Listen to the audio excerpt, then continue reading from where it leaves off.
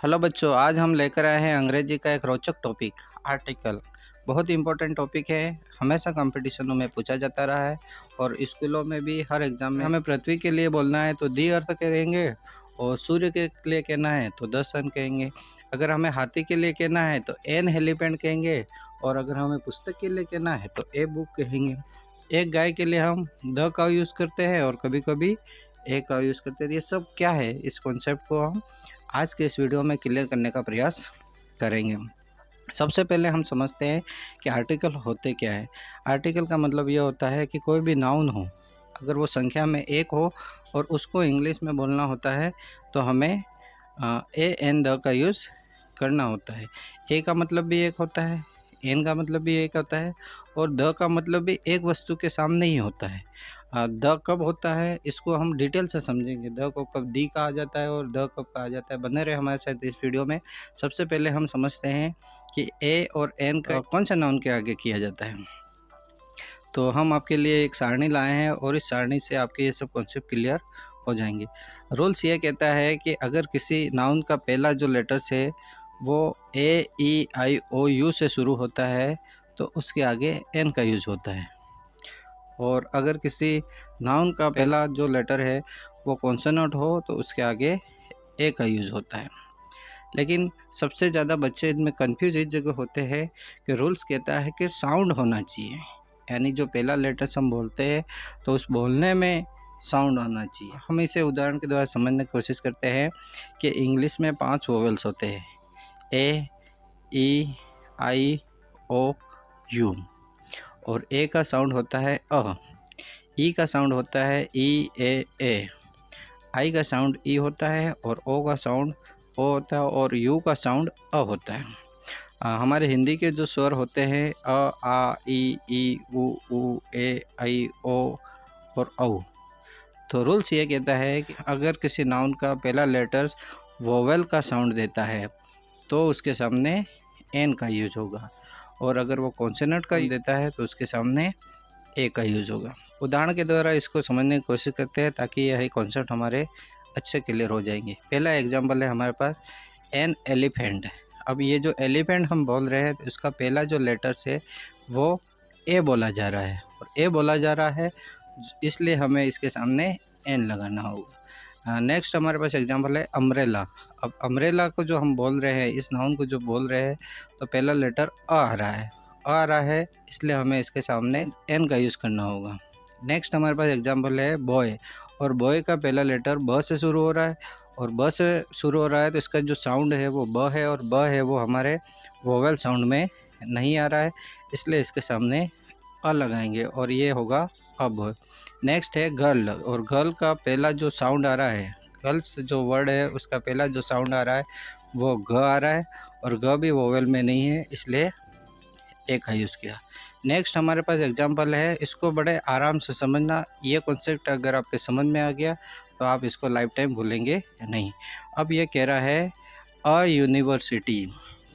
अब ये जो पहला जो लेटर है इस वर्ड का, जो यूनिवर्सिटी का जो पहला लेटर है वो यू है, और यू है वो वोवेल कैटेगरी में है, लेकिन फिर भी हमने इसके सामने अ का यूज़ किया है। अब अ का यूज़ इसलिए किया है क्योंकि अगर यूनिवर्सिटी का प्रोनाउंसिएशन करते हैं तो उसका जो पहला जो लेटर है वो यू का साउंड देता है, अ का साउंड नहीं देकर यू का साउंड देता है, जैसे यूनिवर्सिटी, यूनिवर्सिटी। तो इसका मतलब यू साउंड दे रहा है और यह जो साउंड है वो वोवेल कैटेगरी में नहीं है इसलिए इसके आगे ए लगा।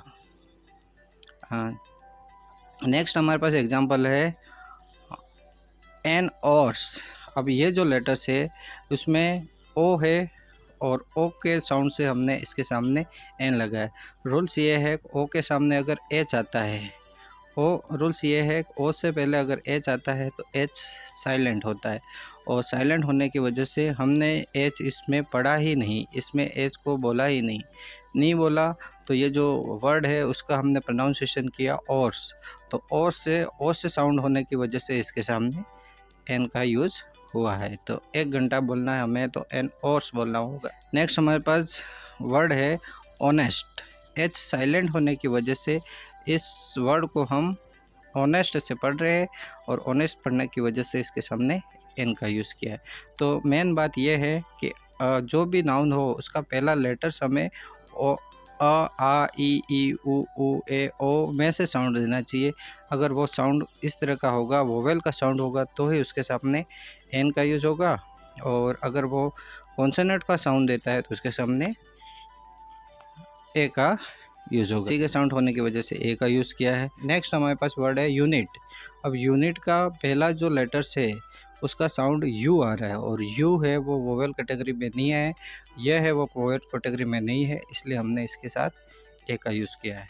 नेक्स्ट हमारे पास सेंटेंस है ए 1 रुपीस नोट। अब ओ भी हमारे वोवेल कैटेगरी में है, लेकिन यहाँ पर इसका जो साउंड है वो व से शुरू हो रहा है। वन जब हम बोलते हैं तो वह बोलते हैं और वह बोलने की वजह से इसके लिए हमें ए आर्टिकल लगाना होगा। तो उम्मीद है कि आप इस कॉन्सेप्ट को अच्छी तरह से समझ गए होंगे। आगे के वीडियो में हम समझते हैं कि द का यूज़ किस तरह से कर सकते हैं। द बच्चों बहुत इंपॉर्टेंट टॉपिक है और द को कभी कभी दी भी पढ़ा जाता है। इसको हम वीडियो के आखिरी में डिस्कस करेंगे कि द को दी कब पढ़ना है और द कब पढ़ना है। सबसे पहले हम समझते हैं कि इसका प्रयोग कहाँ कहाँ होता है। तो बच्चों द का प्रयोग हम वहाँ करते हैं जहाँ हम ये अपेक्षा करते हैं कि सामने वाला भी उसे जानता है जिसे मैं जिक्र कर रहा हूँ। द का प्रयोग हम वहाँ करते हैं जहाँ हम ये अपेक्षा करते हैं कि सामने वाला भी उसे जानता है जिसके बारे में मैं बात कर रहा हूँ। और ये इस स्थिति में हो सकता है कि वह दुनिया में एक हो, यानी मैं ये अपेक्षा कर रहा हूँ कि मैं आप भी जानते हो और मैं भी जानता हूँ। जैसे द सन आप भी जानते हो और मैं भी जानता हूँ, तो ये दुनिया में एक है, तो उसके आगे द का प्रयोग होगा। द मून आप भी जानते हो, मैं भी जानता हूँ। द अर्थ को आप भी जानते हो और मैं भी जानता हूँ। यानी दुनिया में जो चीज़ एक हो, जो हमारे उसके सामने हम द का प्रयोग करते हैं। दिशाएं हमारी जो चारों हो उसके सामने हम द का प्रयोग करते हैं। यानी जो दुनिया में एक, जिसको आप भी जानते हो और मैं भी जानता हूँ। दूसरी शर्त यह है कि द का प्रयोग वहाँ होता है जो प्रसिद्ध हो, जिसको सब जानते हैं, चाहे वो नदी हो, पहाड़ हो, पुस्तक हो, व्यक्ति हो, स्थान हो, फैक्ट्री हो, राजनीतिक पार्टी हो, उच्च पद हो, नहर हो, झील हो, रेगिस्तान हो, महासागर हो, समुद्र हो, आदि कोई भी हो सकता है। तीन शॉर्ट बात यह है कि जिसे दुनिया में सब जानते हैं। आप ये अपेक्षा करते हो कि अगला व्यक्ति भी उसके बारे में जान रहा है, और वो जानने का तब जब वो व्यक्ति, वस्तु, स्थान, प्लेस जो भी हो वो बहुत फेमस हो और प्रसिद्ध हो, तो उस स्थिति में हमें द का प्रयोग करेंगे। एग्जाम्पल से हम इस कॉन्सेप्ट को और भी क्लियर करते हैं। जैसे द गंगा। गंगा क्या है? एक रिवर का नाम। लड़की नहीं होकर ये कौन सी है? नदी है, क्योंकि नदी ही गंगा नाम से नदी ही फेमस है, तो मैं द गंगा यानी उस नदी की बात कर रहा हूँ। नेक्स्ट हमारे पास वर्ड है द यमुना। यमुना एक प्रसिद्ध नदी है, इसलिए हमने उसके सामने द का प्रयोग किया, द का यूज़ किया। द माउंट एवरेस्ट एक ऊंची चोटी है, विश्व की सबसे ऊंची चोटी माउंट एवरेस्ट है जो नेपाल में है, हमने उसके सामने द का यूज़ किया। द कुरान इस्लाम धर्म की धार्मिक पुस्तक है, इसलिए हमने द कुरान, मतलब द कुरान कहते ही आपके दिमाग में यह आ जाएगा कि कुरान मतलब धार्मिक पुस्तक की बात कर रहे हैं। द रामायण मतलब एक धार्मिक पुस्तक है, तो मैं उस धार्मिक पुस्तक की बात कर रहा हूँ। द ताजमहल मतलब फेमस जगह है, ताजमहल का मतलब है वो जो आगरा में स्थित है, उसकी बात हो रही है। उच्च पदों के लिए भी द का प्रयोग होता है, जैसे द प्रेसिडेंट ऑफ इंडिया ऊंचे पद है, उसके लिए भी हम द का प्रयोग करते हैं। The cow is pet animal.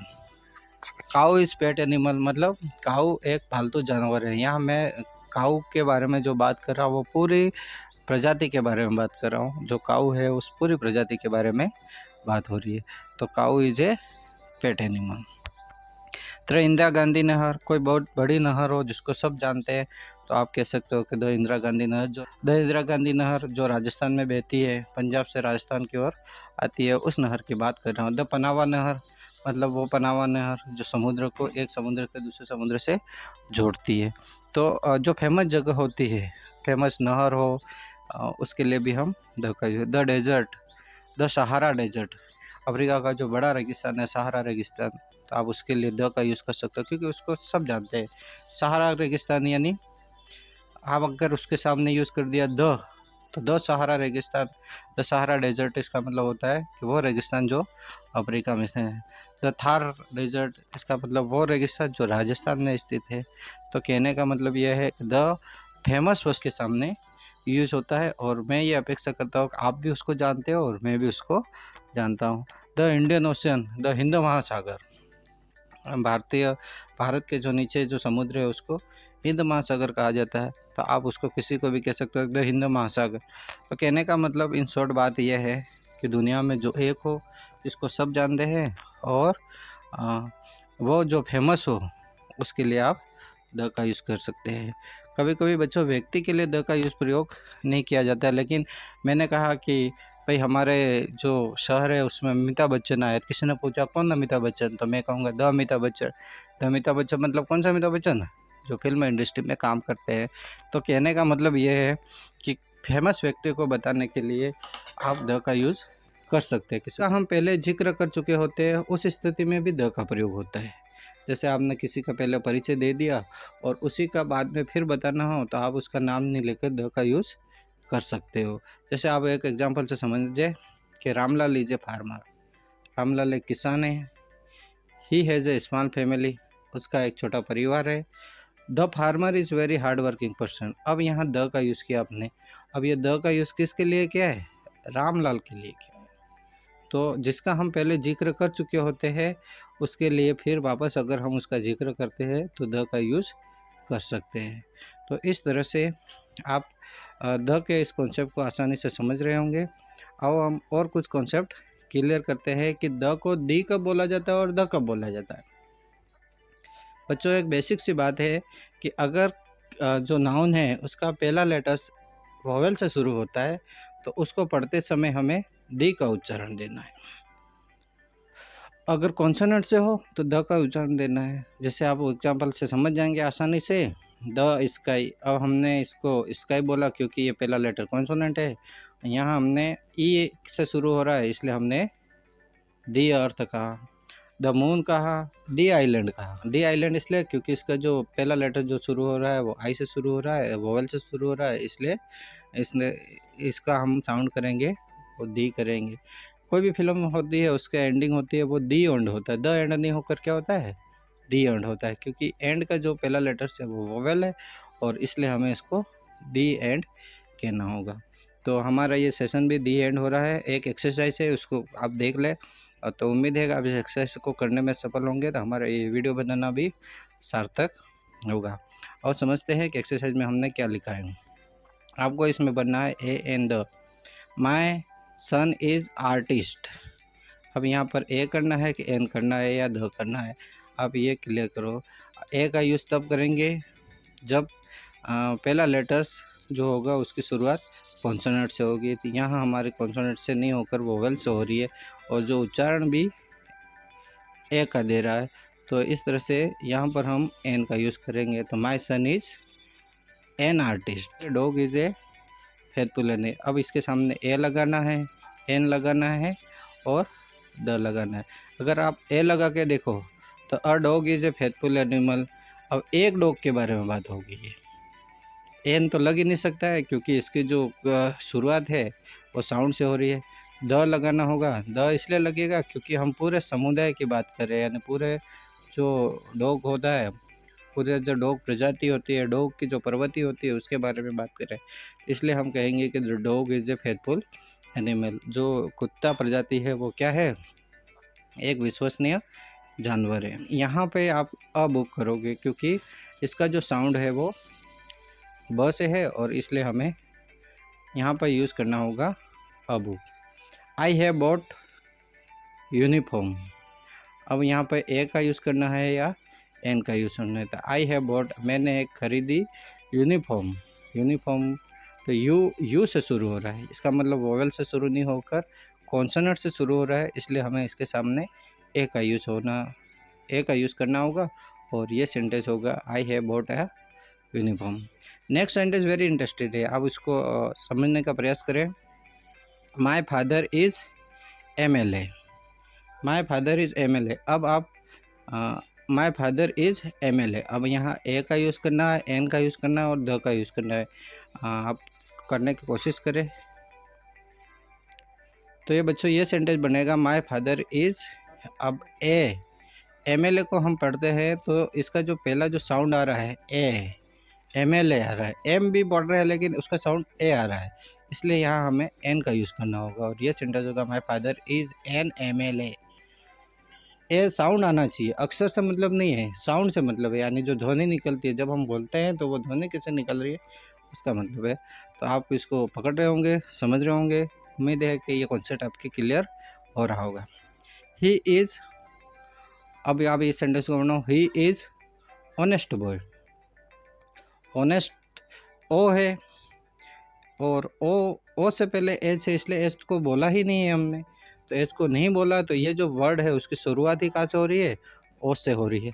तो ओ से हो रही है जो कि वोवेल है और वोवेल से शुरू होता है तो हमें एन का यूज़ करना होगा।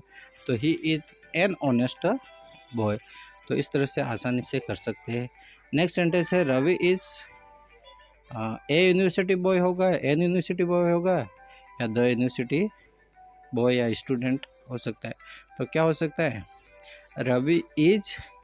अब ये जो यूनिवर्सिटी हम पढ़ रहे हैं तो इसको य से पढ़ रहे हैं, अ से नहीं पढ़ रहे हैं, यानी वोवेल से नहीं पढ़ रहे हैं, हम इसको य से पढ़ रहे हैं, य से पढ़ रहे हैं। इसका मतलब ये है कि यहाँ पर ए का यूज़ होगा। तो यह सेंटेंस होगा Ravi is a university student.